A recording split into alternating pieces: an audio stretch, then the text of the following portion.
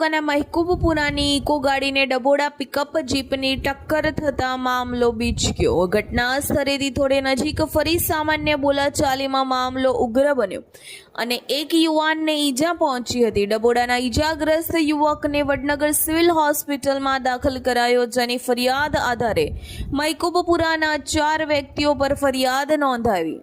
મહેસાણા જિલ્લા પોલીસ વડાએ તાત્કાલિક ચુસ્ત બંદોબસ્ત માટે એલસીબી સહિત એસઓજી અને સ્થાનિક પોલીસને કામે લગાડી। મલિકપુર ખેરાલુની ઘટના બાદ ડબોડા મહેકૂબપુરાની ઘટનાથી લોકોમાં ભયનો માહોલ। મહેકૂબપુરાના 4 વ્યક્તિઓને સ્થાનિક આગેવાનોએ બાજી સંભાળી પોલીસ મથકમાં રજૂ કર્યા। ખેરાલુ પીઆઈ પીડી દરજીએ કાયદાકીય કાર્યવાહી કરી કોર્ટમાં રજૂ કરવાની તજવીજ હાથ ધરી હતી। ડબોડા ખાતે ખાનગી મીટિંગ કર્યાની ચર્ચા। હાઈવે પર વાહનો અટકાવવાની ઘટના પર પોલીસની હાજરી જોવા મળી। મહેકૂબપુરા સ્ટેશન નજીક ઓટો કન્સલ્ટન્ટની ઓફિસ પર પોલીસની હાજરીમાં પથ્થરમારોની ઘટના બનતા સોશિયલ મીડિયા પર થયા વાયરલ।